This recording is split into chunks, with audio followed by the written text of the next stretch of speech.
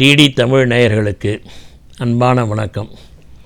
குருவருளும் இறையருளும் துணையோடு நாம் தொடர்ந்து திருமந்திரத்தை சிந்தித்து கொண்டிருக்கிறோம். அந்த வகையில் திருமூலர் வரலாறு என்கிற அதிகாரத்தில் உள்ள சில பாடல்களை சிந்தித்து கொண்டிருக்கிறோம். இன்றைக்கு 85வது பாடலை சிந்திக்கிறோம். இந்த பாடல் எல்லோராலும் மேற்கோளாக எடுத்து காட்டப்படுகிற ஒரு பாடல். பெரும்பாலும் திருமந்திரத்தை பற்றி படிக்கிறவர்களுக்கு நினைவில் நிற்கக்கூடிய பாடல். ஆனால் இந்த பாடலுக்குள்ளே ஒரு பெரிய ரகசியத்தை அவர் வைத்திருக்கிறார். ஆனால் பெரும்பாலும் நமக்கு அந்த நுட்பம் எளிதில் பிடிபடாது. வேற ஒன்றும் இல்லை. தவமும் தவமுடையார்க்கே ஆகும் என்று வள்ளுவர் சொன்னது போல் அந்த ஏதேனும் ஒரு குருபுரான் இதுதான் என்று சுட்டி காட்டினால்தான் இந்த பாட்டில் இருக்கிற ரகசியம் புரியும். மேலோட்டமாக பார்த்தால் ரொம்ப அருமையான பாட்டு இந்த பாட்டு. நான் பெற்ற இன்பம் பெருகை வையகம், அருமையான பாட்டு. நான் என்னெல்லாம் இன்பத்தை பெற்றோனோ அதெல்லாம் எல்லாரும் வையத்தில் இருக்கிற எல்லாரும் பெறட்டும். ரொம்ப அருமையான சிந்தனை. நான் பெற்ற இன்பம் பெருகை வையகம், வான் பற்றி நின்ற மறைப்பொருள் சொல்லிடு. நான் பெற்றேனே, என்ன இன்பத்தை பெற்றேன்? நேற்று 1/2 கிலோ அல்வா சாப்பிட்டேன், அந்த இன்பத்தை எல்லோரும் கொடுக்கணும்னு நினைக்கிறேன். நான் வான் பற்றி நின்ற மறைப்பொருள், அந்த இறைவனோடு எனக்கு ஏற்பட்ட சுகம் இருக்கே, அந்த அனுபவம் இருக்கே, அந்த இன்பம் இருக்கே. திருமூலர் இன்னொரு பாட்டில் சொல்கிறார், முகத்தில் கண்கொண்டு பார்க்கின்ற மூடர்கள் அகத்தில் கண்கொண்டு பார்ப்பதே ஆனந்தம். மங்கை தன் மணாளனோடு ஆடிய சுகத்தை சொல்லென்றால் சொல்லுமாறு எங்கனே. அந்த சுகத்தை சொல்ல முடியாது. அந்த சுகத்தை அவர் சொல்ல வர, ஆனால் சொல்லிட்டார். அது ரொம்ப ரொம்ப நுட்பமாக இந்த பாட்டை நீங்கள் கவனித்து கொண்டு வந்தால் இந்த ரகசியத்தை புரிஞ்சுக்கலாம். வான் பற்றி நின்ற மறைப்பொருள், அது எங்கே இருக்க அந்த மறைப்பொருள், அந்த உணர்வை நான் எப்படி பெற்றேன், அந்த மகிழ்ச்சி எப்படி, அந்த அனுபவம் எப்படி. 3வது வரி ரொம்ப முக்கியம். கவனிச்சிங்கன்னா பிடிச்சிக்கலாம். புத்தியுள்ள புள்ள பழச்சிக்கணும் ஒரு பழமொழி இருக்குது. ஊன் பற்றி நின்ற உணர்வுறு மந்திரம். ஊன் இந்த தேகம், இந்த ஊன் இந்த தேகத்தை பற்றி ஒரு மந்திரம் உள்ளே உட்காந்துருக்கு. அது உணர்வுறு மந்திரம். இன்னும் உடச்சி சொல்ல, உணர்வு என்கிற மந்திரம். பஞ்சபூதங்கள் இருக்குது, பஞ்சேந்திரியங்கள் இருக்குது. கண்ணுனால் ஓரளவுக்கு பார்க்க முடியும், காதுனால் ஓரளவுக்கு கேட்க முடியும், மூக்குனால் சிலவற்றை நுகர முடியும், வாயினை சுவைக்க முடியும். ஆனால் இன்னொன்று இருக்குது. இவையெல்லாம் அவ்வளோ உங்களை தொல்லை பண்ணாது. நீங்கள் அப்படியே பார்த்துக்கிட்டு இருக்கீங்க, உங்களை ஒன்றும் பண்ண முடியாது. ஆனால் பின்னாடி யாராவது ஒருத்தர் வந்து அப்படி பின்னாடி ஒருத்தர் அப்படின்னா யார் யார், இதுதான் உணர்வு, சென்சேஷன். உணர்வுறு மந்திரம். கண்டு கேட்டு உண்டு உயிர்த்து உற்றறியும் ஐம்புலனும் ஒன்றடிக்க. 5வது புலன் அது ரொம்ப பவர்ஃபுல், அதுதான் ரொம்ப சென்சிட்டிவ். அந்த உணர்வு, அந்த மந்திரம், அந்த இறைவன் உங்களுக்குள்ள உணர்வாக இருக்கிறார். உணர்வுடையாருக்குத்தான் உயிர் சிறக்கும். அந்த உணர்வை ஒரு சக்தி வாய்ந்த குருபுரான் தொட்டு காட்டி உங்களுக்குள்ளே உயிர்க்கிற பொழுது உங்களுக்குள்ள உணர்வு சிறக்கும். அதை பிடிச்சிக்கிட்டிங்கன்னா அதுக்கப்புறம் நீங்கள் தான் உணர்ந்து உணர்ந்து உணர்ந்து உணர்வுக்குள்ளே போகணும். வழி தான் காட்ட முடியும். கை காட்டி மரம் வழி தான் காட்டும்.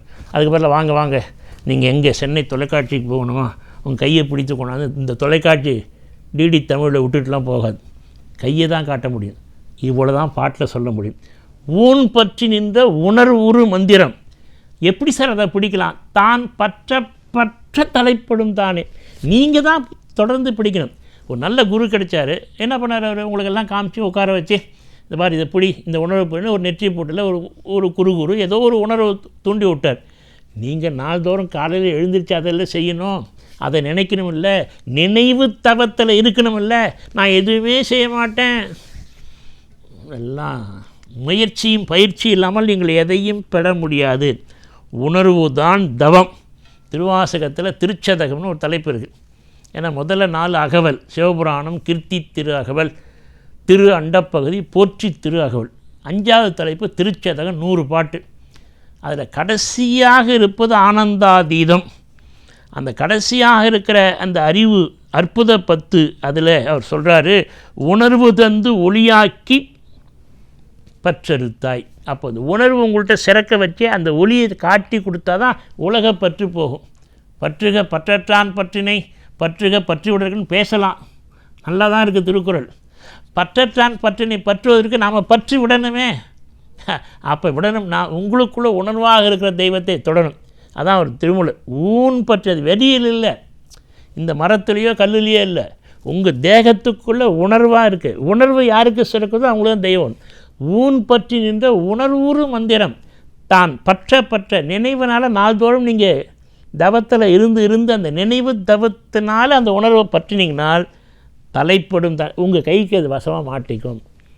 மகாபாரதத்தில் கிருஷ்ணனே கட்டி போட்டார் இல்லையா சகாதேவன், என்னை கட்ட முடியுமானார், கட்டுறனார். அது மகாபாரத கதை. அது அப்புறம் அவரே ரெக்வஸ்ட் பண்ணார், என்னை விட்டுடுப்பா முடியல, நான் கட்டுப்பட்டு விட்டேன். நின்னையல்லால் மகாபாரதம் தீர்க்க வல்லார் யார்? சகாதேவன் கேட்குறார். அதனால் அன்பெனும் பிடியில் அகப்படும் மலை, அன்பெனும் குடில் புகும் அரசு, அன்பெனும் வலைக்கு உட்படு பரம்பொருள், அன்புருவாம் பரசிவம். எனவே அந்த தெய்வத்தை நீங்கள் அன்புனால தான் கட்ட முடியும். அதை கட்டியவர் சகாதேவர். இதையெல்லாம் ஏன் சொன்னார் திருமூலர்? இந்த ரகசியத்தெல்லாம் ஏன் சொல்லணும்? உணர்வு தான் தெய்வம்னு ஏன் சொல்லணும்? வள்ளலார் தான் அதுக்கு பதில் சொல்ல, ஏன் உரைத்தேன் இரக்கத்தால் எடுத்துரைத்தேன். நீங்கள் எல்லோரும் நல்லா இருக்கணும், இதை தெரிஞ்சுக்குங்க. எதுக்கோ செலவு பண்ணுறீங்க. ஒரு சினிமாவுக்கு போய் அரை நாள் 12 மணி நேரம் செலவு பண்ணுறீங்க.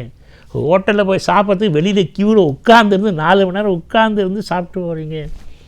உங்கள் தேகம், உங்கள் உடம்பு, உங்கள் உணர்வு, உங்களுக்காக நீங்கள் ஒரு காலையில் அரை மணி நேரம் செலவு பண்ணக்கூடாதான். ஏன் உரைத்தேன் இரக்கத்தால் எடுத்துரைத்தேன் வள்ளலார். ஒருபடி தாய்மாரை மேலே போனார். கடைசியாக முடிந்த முடிவு இந்த தத்துவத்துக்கு தான் தாய்மாரை வரார்.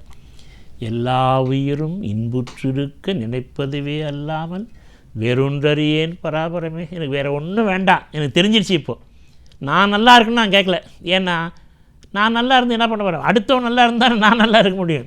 அதனால் இந்த உலகத்தில் இருக்கிற எல்லா உயிரும் எல்லா வளமும் பெற்று எல்லா உயிரும் இன்புற்றிருக்க நினைப்பதுவே அல்லாமல் வேறொன்றறியேன் பராபரமே. இப்போ பாருங்கள், யான் பெற்ற இன்பம் பெருகை வையகம், வான் பற்றி நின்ற மறைப்பொருள் சொல்லிவிடேன். அது இறைவன் எங்கே இருக்கிறார்? வான் பற்றி இருக்கிறார். அப்புறம் ஏன் ஊன் பற்றி சொன்னார்? இதைத்தான் காரைக்கால் அம்மையார் சொன்னாங்க. அவங்க தான் முதல்ல அந்தாதி பாடினாங்க, அற்புத திருவந்தது. அவங்க சொல்கிறாங்க, வானத்தான் என்பாரம் தாம் என்க. கடவுள் எங்கன்னு கேட்டாங்களாம். பல பேர் எல்லாம் வானத்தில் இருக்கா, கையை மேலே தூக்குறாங்களாம். தானத்தான் என்பாரம் தாம் எங்கன்னு. தானம்னா கோயில், கோயிலில் தான் இருக்காருன்னு பல பேர் சொல்கிறாங்களாம். அவங்க சொன்னாங்க, வானத்தில் இருக்கிறாருன்னு சொல்கிறவங்க சொல்லட்டும், கோயிலில் இருக்கிறாருன்னு சொல்கிறவங்க சொல்லட்டும். என்ன கேட்டால் இருள் சேர் கண்டத்தையுடைய அந்த திருநிலகண்டத்து பெருமானாக சிவபெருமான் எங்கேன்னு கேட்டிங்கன்னா, என் நெஞ்சத்தான் என்பன் யான். என் நெஞ்சத்துக்குள்ளாரே இருக்கார் அவர். அருமையான வெண்பா, அற்புத திருவந்தாதி 100 வெண்பா. என் நெஞ்சத்தான் என்பன் யான், அற்புத திருவந்தாதி காரைக்கால் அம்மையார். அதைத்தான் ஒருபடி மேலே போனார். அந்த இடத்துக்கு எப்படி சார் போகலாம்? தாய்மானவர் தான் 2 அடியில் சொன்னார். அது காசு பணம்லாம் தேவையில்லை, காடு மலையெல்லாம் ஏற வேண்டாம். இன்னும் ஒரே வழி, அன்பர்பணி செய்யனை ஆளாக்கி விட்டுவிட்டால் இன்பநிலை தானே வந்து எய்தும் பராபரமே. எனக்கு தொண்டு செஞ்சாலே போதும். அதை முடிவாக சொல்லணும்னா வள்ளலார் தான் தூக்கி நிறுத்துகிறார் இந்த பாட்டுக்கு. ரொம்ப அழகான பாட்டு. எத்துணையும் பேதமுறாது எவ்வுயிரும் தம்முயிர் போல் எண்ணி உள்ளே ஒத்துரிமை உடையவராய் உவக்கின்றார் யாவர். அவர் உளந்தான் சுத்த சித்துருவாய் எம்பெருமான் நடம் புரியும் இடம் என யான் தெரிந்தேன். அந்த வித்தகர்தம் அடிக்கு ஏவல் புரிந்திட என் சிந்தை மிக விழைந்ததாலே. அப்போ எல்லா தொண்டர்களுக்கும் அன்பர்களுக்கு தொண்டு செய்தாலே இறைவன் நம்ம தேடி வந்துடுறாரு. இப்போ இந்த பாட்டுக்கு வாங்க. யான் பெற்ற இன்பம் பெருகை வையகம், வான் பற்றி நின்ற மறைப்பொருள் சொல்லிடின், ஊன் பற்றி நின்ற உணர்வுறு மந்திரம் தான் பற்ற தலைப்படும். அந்த உணர்வு ஆகிய தெய்வத்தை உணர்வோம், உணர்ந்து உணர்ந்து உய்தி பெறுவோம். வணக்கம்.